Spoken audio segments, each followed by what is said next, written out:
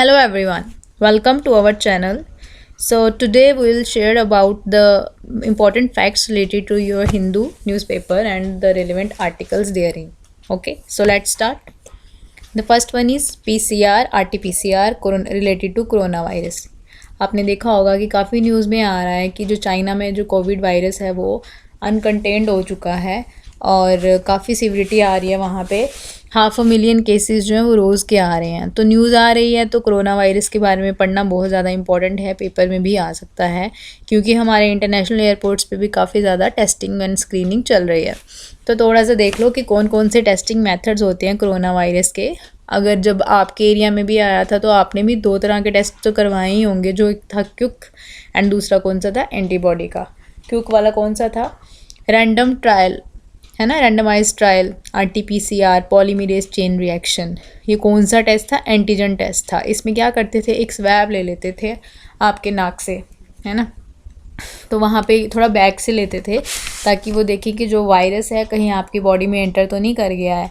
तो ये जो कोरोना वायरस होता है उनके जो जीन्स होते हैं वो RNA में होते हैं, ठीक है, पर बेसिकली जो ह्यूमन में होते हैं वो DNA में होते हैं। अगर वहीं से उनको जब वो लैब में स्लाइड बनाते थे तो RNA को DNA से वो सेपरेट कर देते थे, जितने भी बाकी मॉलिक्यूल्स थे। उसमें एक रिवर्स ट्रांसक्रिप्टेज एंजाइम डालते थे थोड़ी डाई के हिसाब से। तो अगर वो डाइड प्रोडक्ट आ जाता तो वो पता लग जाता था कि जो RNA है वो DNA में कन्वर्ट हो चुका है और आपके अंदर जो है वो कोरोना वायरस की एंट्री हो चुकी है, ठीक है।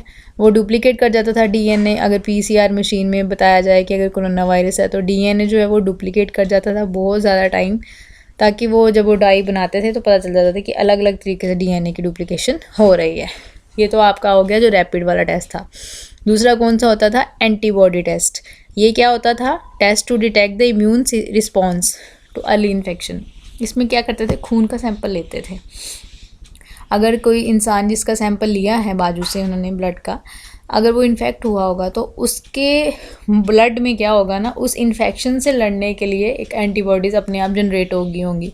तो बेसिकली हमें जो हमारे लैब टेक्नीशियन है जो भी चेक करता था हमारा ये वाला सैंपल, तो वो उसमें यही देखते थे कि जो कोरोना के ख़िलाफ़ एंटीबॉडीज़ हैं वो प्रोड्यूस हुई हैं, तो इसका मतलब है कि ये जो बंदा है इसकी बॉडी में कोरोना वायरस आ गया है। क्या हो जाता है, एंटीबॉडीज़ बेसिकली क्या होती हैं, प्रोटीन्स होती हैं जो हमारे बॉडी का डिफेंस मैकेनिज़्म होता है ना, वाइट ब्लड सेल्स होते हैं वो उसको ज्वाइन करके रखते हैं, वो बनाते हैं। तो वो क्या करते थे, डिसेबल कर देते थे। तो पॉजिटिव टेस्ट वही इंडिकेट करता था कि जी पेशेंट का जो इम्यून रिस्पॉन्स है वो उसको प्रोड्यूस कर रहा है एंटीबॉडीज़ को। ओके, ये हो गया। देन कम्स की बहुत इंपॉर्टेंट है वैक्सीन्स, कि कौन कौन सी वैक्सीन। आजकल तो अभी जो रिसेंट उन्होंने कौन सी की है, नेज़ल वैक्सीन भी उन्होंने शुरू कर दी है ना। तो आपका ये थोड़ा बहुत पढ़ लो। बाकी और कौन सी वैक्सीन हैं, कौन कौन सी कैटेगरी में है। पहली आ गई mRNA वैक्सीन, M मतलब मैसेंजर RNA, ओके। एंड कौन सी कंपनी थी ये, which company, Pfizer and Moderna vaccine. बहुत इंपॉर्टेंट है with respect to your paper. In this type vaccine क्या करती है, जो मॉलिक्यूल की जो इंस्ट्रक्शंस होती हैं कि प्रोटीन बनाओ RNA की मदद से, वो बनाती है। जिसकी बॉडी होती है वो इस प्रोडक्ट को क्या करती है, रिकॉग्नाइज़ करती है और बॉडी को बोलती है कि चलो ये कोई बाहर वाली चीज़ आ गई है, तो आप ना अपना डिफेंस मैकेनिज़्म जो है वो स्ट्रॉन्ग कर लो ताकि इस चीज़ को हम बाहर निकाल सकें। ओके, बहुत आसान है, बस आपको याद रखना है कि आपको जो दवाई लगी थी वो कौन सी लगी थी, mRNA लगी थी या फिर वायरल की लगी थी, वायरल वेक्टर की। ओके, और second one is viral vector. ये किसने बनाई, Johnson and Johnson, Sputnik V, AstraZeneca, Oxford, ठीक है। वायरल वेक्टर है, इसमें क्या होता है, उसी एडिनो वायरस का मॉडिफाइड वर्जन ले लिया उन्होंने। वायरस को मारने के लिए ही वायरस यूज़ करते हैं। ये क्या करते हैं कि जो वायरस वो बॉडी में डालते हैं ना, वो एंटर तो कर जाते हैं बट वो रेप्लिकेशन नहीं करते। बट जो कोरोना वायरस है वो रेप्लिकेट करता है ना। तो कोरोना वायरस के लिए एक जीन डालते थे वो एडिनो वायरस DNA में। तो जो कोरोना वायरस के स्पाइक प्रोटीन होते हैं, आपने देखा होगा ना न्यूज़ में, ऐसे रेड कलर का कोरोना वायरस बताते थे, उसके ऊपर ऐसे कुछ पॉइंटेड स्पाइक प्रोटीन्स बताते थे। बस उसी को मारने के लिए वो टारगेट करते थे ताकि वो उस प्रोटीन को ख़त्म कर सकें। ये कौन सी थी, वायरल वेक्टर वैक्सीन, ठीक है। तो पेपर में आपके IAS के पेपर में आया हुआ था कोविशील्ड और जो दूसरी आपकी वैक्सीन लगी थी उसके बारे में, कोवैक्सीन के बारे में। तो ये आपको कमेंट में लिख के बताना है जो आपको लगी थी, कोई भी जो भी लगी होगी, कोविशील्ड या कोवैक्स। आई थिंक ज़्यादा से ज़्यादा लोगों को कोविशील्ड ही लगी थी। तो आप कमेंट में लिखिए कि आपकी जो वैक्सीन लगी थी वो कौन सी कैटेगरी में थी, whether it was mRNA, viral vector या कौन सी थी। ओके, देन इनएक्टिवेटेड वैक्सीन्स, ये कौन सी है? भारत बायोटेक की जो कोवैक्सीन थी और साइनोवैक की जो कोरोनावैक, उसको इनएक्टिवेटेड वैक्सीन कहा जाता है। इसमें क्या होता था कि जिंदा ही वायरस है पर उसको इनएक्टिवेट किया है, वो एक्टिवेट नहीं है, इनएक्टिवेट किया है, बॉडी में डाल दिया ताकि बॉडी जो है वो हमारी इम्यून रिस्पॉन्स उसके खिलाफ जो है वो क्रिएट कर सके और हमारी जो बॉडी में डिजीज़ गई है उसको वो ख़त्म कर सके। ठीक है, then come spike protein vaccines. Corbevax एक नई बनी थी, recombinant protein subunit vaccine थी। ये किसने बनाई थी? ये भारत में बनी थी, बायोलॉजिकल ई हैदराबाद बेस्ड फार्मास्यूटिकल कंपनी थी। कॉर्बेवैक्सीन जो थी वो एक स्पेसिफिक पार्ट बनी थी SARS-CoV-2 की, ठीक है, जो उसके स्पाइक प्रोटीन थे। बट जो कॉर्बेवैक्स वैक्सीन थी वो स्पाइक प्रोटीन ही दिए जाते थे बॉडी को। ओके, तो हार्मफुल नहीं थी इतनी, क्योंकि बाकी जो वायरस था वो बॉडी में नहीं था, तो बॉडी वही करती थी, इम्यून रिस्पॉन्स जो है वो इंजेक्टेड स्पाइक प्रोटीन के खिलाफ बना देती थी। जब भी बॉडी में रियल वायरस आता था कि कोशिश करता था चलो मैं इसकी बॉडी में जाता हूँ, तो बॉडी में अगर पहले से उसके खिलाफ कोई डिफेंस मैकेनिज्म है तो वो इतनी ज़्यादा प्रॉब्लम नहीं होगी। ओके, तो बेसिकली जो वैक्सीन्स होती हैं, कोई भी वैक्सीन अगर आप लगाते हैं तो वो बॉडी में कोई ये थोड़ी ना करेंगे कि बस वही चीज़ हमने बस उसी को ख़त्म करेगी। वो हमारी बॉडी को एक सिग्नल देती है कि ये चीज़ आ गई है, तो आपको खुद में ही एक ऐसी चीज़ बनानी है, एक ऐसा दरवाज़ा लगाना है कि वो जो चीज़ है बाहर से जो आई है वो हमारी बॉडी में अंदर ना जा सके। तो हमारी जो बॉडी है वो किस रूप में बनाती है? एंटीबॉडीज़ के रूप में। डिफेंस मैकेनिज्म आता है, किसको बनाती है वो? एंटीबॉडीज़ को, ताकि जो बाहर से चीज़ें आ रही हैं वो हमारी बॉडी को ज़्यादा इफ़ेक्ट ना कर सके। ओके, बेसिकली यही मेथडोलॉजी है और यही इसका फिनोमिना है। Okay, then comes Valmiki tiger reserve. तो री इंट्रोडक्शन कर रहे हैं बिहार के वाल्मीकि टाइगर रिजर्व में राइनोज़ की। ठीक है, तो राइनोज़ आपको पता होगा कौन सी कैटेगरी में आते हैं, कमेंट में करके बताएं, लिख के बताएं। तो हमें पढ़ना है वाल्मीकि टाइगर रिजर्व। तो कहाँ पे है ये? बिहार में है। एंड देख लीजिए सबसे ऊपर है वाल्मीकि टाइगर रिजर्व, उसके नीचे उदयपुर आ गया। काफ़ी ज़्यादा डिवर्सिटी है वहाँ पे। ओके, बहुत ज़्यादा इंपॉर्टेंट है, न्यूज़ में आ रहा है तो थोड़ा बहुत देखना बनता है कि वाल्मीकि टाइगर रिजर्व कहाँ पे है और इसके बॉर्डर कौन से, यूपी में लग रहा है, ऊपर नेपाल से लग रहा है ना, एडजेसेंट बॉर्डर्स एरियाज़ वगैरह देख लें आप। नक्ती डैम है, Gautam Buddha wild life centuries है, पंत वाइल्ड लाइफ सेंचुरी है, भीमबांध वाइल्ड लाइफ सेंचुरी है, कंवर झील है, कुशेश्वर स्थान है, बर्ड सेंचुरीज़ है। काफ़ी ज़्यादा यहाँ पे बायोडाइवर्सिटी है। ओके, और काफ़ी ज़्यादा स्पीशीज़ भी देखने को मिलती हैं यहाँ पे। आप देख लो ऊपर, फाउना फ्लोरा बहुत ज़्यादा है। Then comes case study. Case study जो हम आपके लिए लेके आए हैं वो आज आपके ही एरिया की है, JNK की है, कश्मीर की। उसमें क्या है कि कश्मीर में काफ़ी ज़्यादा जो वुमेन है उनको देखने को मिलता है, वो खुद ही ऐसा बोलती हैं कि हमें जो है वो इक्वालिटी नहीं मिलती है। ठीक है, तो इक्वालिटी किस फॉर्म में? With respect to their economic prospects. तो इसी के चलते हुए एक न्यूज़ आई है कि कोई एक लेडी हैं शेख हीरा, ठीक है, वो एक फ्यू वुमेन हैं, वो क्या करती हैं? हरिस्सा सेलिंग करती हैं। ठीक है, हरिस्सा क्या है? बहुत सदियों से क्या हो रहा है कि जो आदमी है ना कश्मीर में, वो उनकी मोनोपली है, वही बना सकते हैं एक हरिस्सा। एक मटन डिश होती है, ठीक है, विंटर ब्रेकफास्ट करते हैं वहाँ पे, तो वहाँ पे ये सिर्फ बोलते हैं कि सिर्फ मर्द ही बना सकते हैं, औरतें इसको हाथ नहीं लगा सकती हैं कश्मीर में। कॉपी कहाँ से की गई है? आर्मीनिया से। और रात को बनाई जाती है, धीरे धीरे छोटी छोटी आंच पे बनाई जाती है, मतलब तंदूर में। ओके, एंड डिश को क्या चाहिए? काफ़ी ज़ोर चाहिए और सारी रात इसको पेशेंस चाहिए कि हाँ बन रही है, और प्रॉपर नॉलेज होनी चाहिए कि इतने मसाले डालने हैं इतने। बट अभी क्या आ रहा है कि जैसे जैसे टेक्नोलॉजी एडवांस हो रही है तो औरतें जो हैं वो भी मेन स्ट्रीम में आ रही हैं। तो यही लेडी हैं शेख हीरा ने एक पहल की है, वहाँ पे वो टफ़ कंपटीशन दे रही हैं हरिस्सा गियर को, वो खुद बनाती हैं और ऑनलाइन प्लेटफॉर्म पे भी वो इसको सेल कर रही हैं। ओके, वो खुद इंजीनियरिंग ग्रेजुएट हैं और एक लेडी हैं, मदर हैं, श्रीनगर से हैदरपोरा एरिया से। उन्होंने ये शुरू किया है मेल डोमिनेटेड मार्केट में अपनी जगह बनाने के लिए। तो वो अभी बोलती हैं कि it's getting popular outside of JNK too. वो बोलती हैं कि मैं JNK के बाहर भी बोल रही हूँ, मैं ऑर्डर जो है वो हर एरिया से लेती हूँ ऑनलाइन। कहती है मेरे लिए ये क्या है, एक इमोशन है। कुछ इंडियंस हैं वो क्या करते हैं, नॉन रेजिडेंट इंडियन जो हैं वो अपने जो बाहर के लोग हैं ना, बाहर चले गए हैं पर कश्मीर में उनके मम्मी पापा रह गए पीछे, जो अपने घर को छोड़ के नहीं जाना चाहते, तो वो क्या कर रहे हैं कि उनके लिए वो ये पकाती हैं। ठीक है, तो इवन की कस्टमर जो रिव्यूज़ हैं उनको काफ़ी हेल्प किया उन्होंने कि ये चीज़ को वो आगे लेके जा सके। ये आपकी बहुत ही इंपॉर्टेंट केस स्टडी हो गई जो आपके लिए काम आएगी। देन कम्स एक सेकंड वन इज़ 225 किलोमीटर पद यात्रा है to save the endangered sacred groups of Rajasthan. Rajasthan में ग्रुप्स बने हुए हैं तो उनको बचाने के लिए ये एक यात्रा शुरू की है इन्वायरमेंटलिस्ट ने, ताकि जो वहाँ पे पावर प्लांट्स बन रहे हैं, सोलर पावर इंडस्ट्रीज़ आ रही हैं वो बनाने के लिए, सोलर पावर को यूटिलाइज़ करने के लिए, तो वो जो वहाँ पे सेक्रेड ग्रुप्स हैं उनको वो छोड़ दें, उनकी वो बायोडाइवर्सिटी है जो उनको वो प्रिजर्व कर सकें। तो ये इंपॉर्टेंट होगी आप दोनों आपके लिए ये दो case studies. Then comes science and technology. Science and technology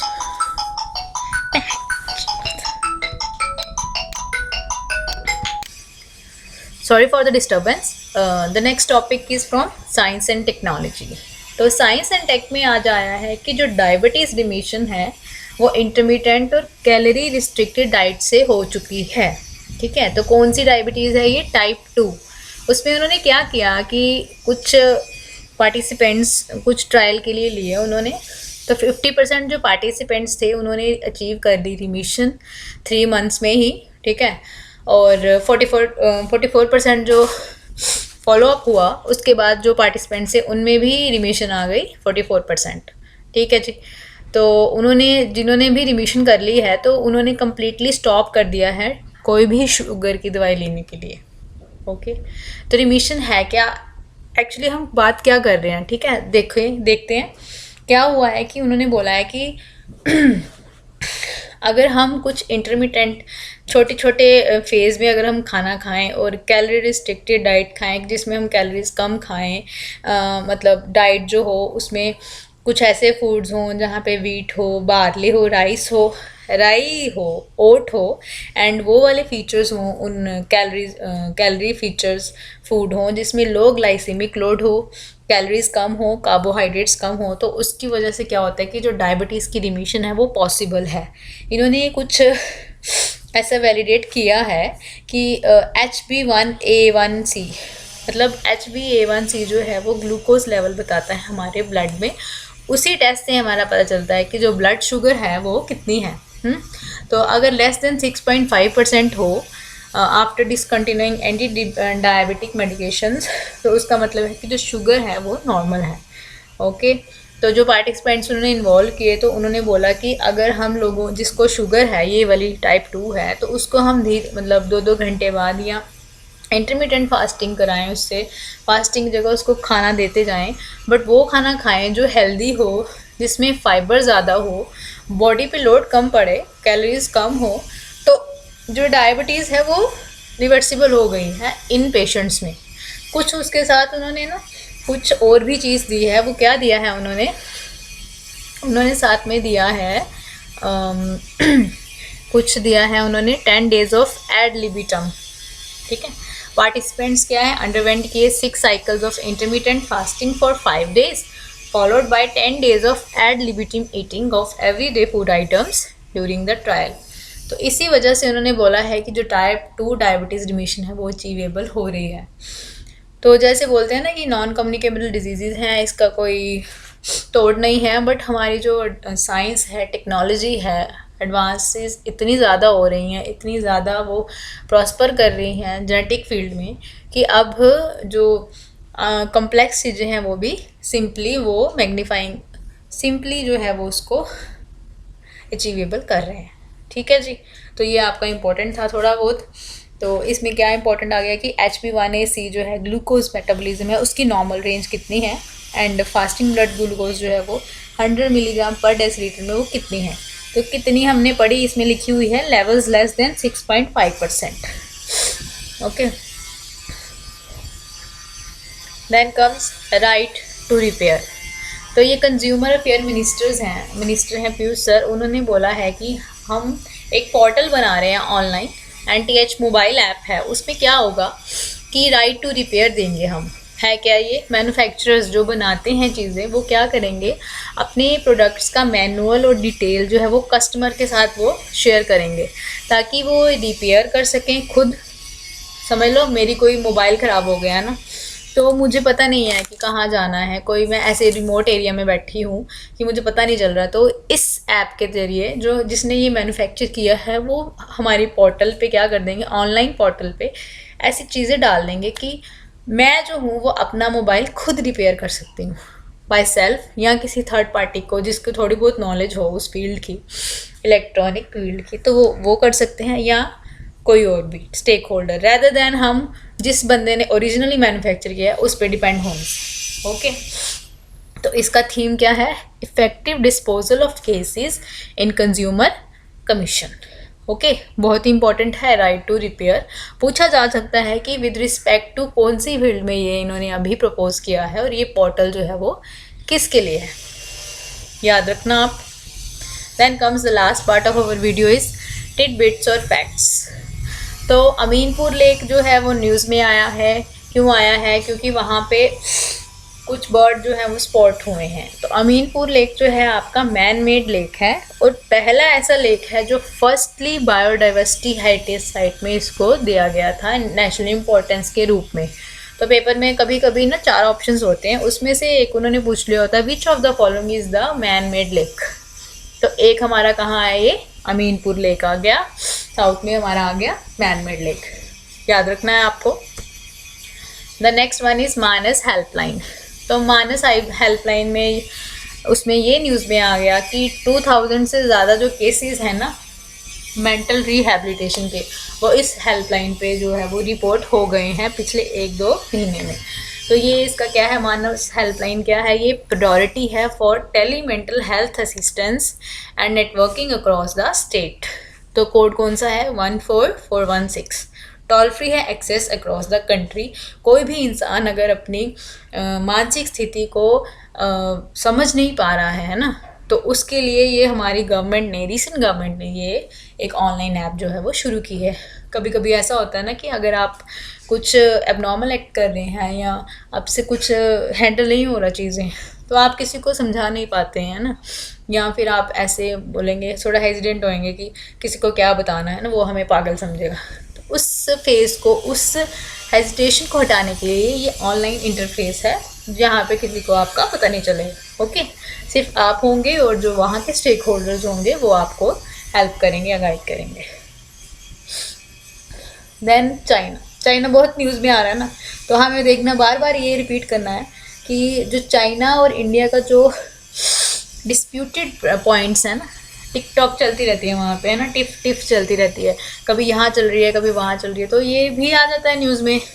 तो मैप देख लो, थोड़ा बहुत मैपिंग, इसमें JNK में एक POK आ गया, ऊपर आ गया साइचिन ग्लेशियर, और इंडिया और जो चाइना का जहाँ पे बोन ऑफ कंटेंशन कौन है जी, अक्साई चीन एरिया। ओके, अक्साई चीन एरिया वेस्टर्न सेक्टर में है। देन उसके नीचे सेंट्रल सेक्टर आ गया, यहाँ भी प्रॉब्लम चलती रहती है।